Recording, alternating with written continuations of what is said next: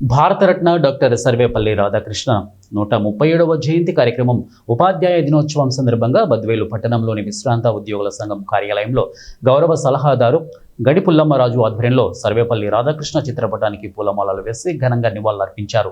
ఈ సందర్భంగా ఆయన మాట్లాడుతూ భారతదేశానికి రాష్ట్రపతిగా పనిచేసిన సర్వేపల్లి రాధాకృష్ణ జయంతి కార్యక్రమం నాడు ఉపాధ్యాయ దినోత్సవం జరుపుకోవడం గురువుగా మన బాధ్యత అని అన్నారు.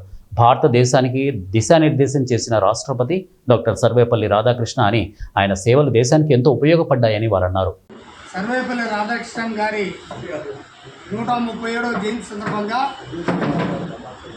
ఈరోజు ముఖ్యంగా ఎందుకంటే ఉపాధ్యాయుల దినోత్సవం కూడా అందులో ముఖ్యమైనది ఈరోజు మిలాడి నబీ పండుగ.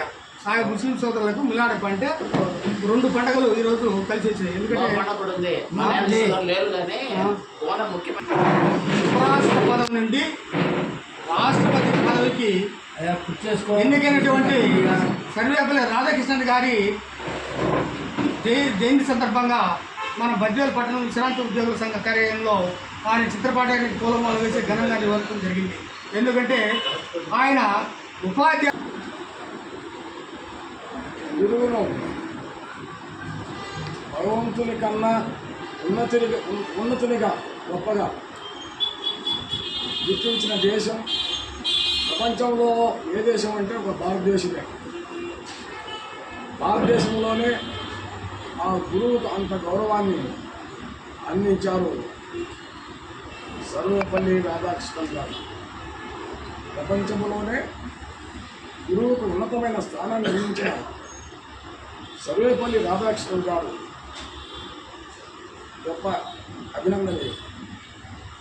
ఆయన జననం 5/9/1888. మరి ఆయన పుట్టినరోజును ఆయన అసలు జరుపుకోవద్దని చెప్పాడు. సార్, ఈరోజు డాక్టర్ సర్వేపల్లి రాధాకృష్ణ 137వ మన కొంచెం కార్యాలయం నాడు జయంతి జరుపుకుంటున్నాము. మరి సర్వేపల్లి రాధాకృష్ణ గురించి వచ్చినారు. ఆయన 1888 సెప్టెంబర్ 5వ తేదీన గ్రామంలో మద్రాసు ప్రెసిడెంట్గా జన్మించారు. తండ్రి వీరస్వామి, తల్లి సీతమ్మ గారులకు జన్మించినాడు. ఆయన 1975 ఏప్రిల్ 10వ తేదీన ప్రారంభించినాడు. ఆయన గొప్ప విద్యావేత్త, తత్వవేత్త, రాజనీతిజ్ఞుడు. ఆయన గొప్ప చదువు చదివినాడు. మనకు 1952 నుండి 62 వరకు భారతదేశం ఉపరాష్ట్రపతిగాను, ఇచ్చిన తర్వాత 62 నుండి 67 వరకు రాష్ట్రపతిగాను ఈయన పనిచేసినారు. ఈయన అనేక విశ్వవిద్యాలయాల్లో ప్రొఫెసర్గా కూడా పనిచేసినాడు.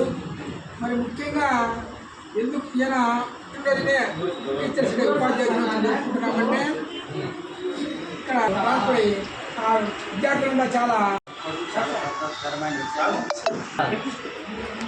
ఆయన రేణుగుంటలో చదివినాడు.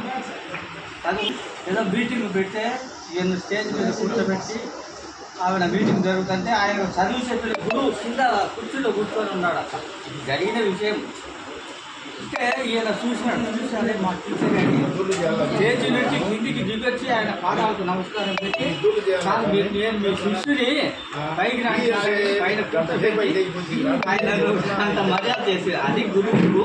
ఆయన ఆ కాలంలోనూ గురువు అంటే ఎంత గౌరవం ఉండేదో ఆయన మనం విజయం స్మరించుకోవడము మన బాధ్యత. సమయం ఇచ్చిన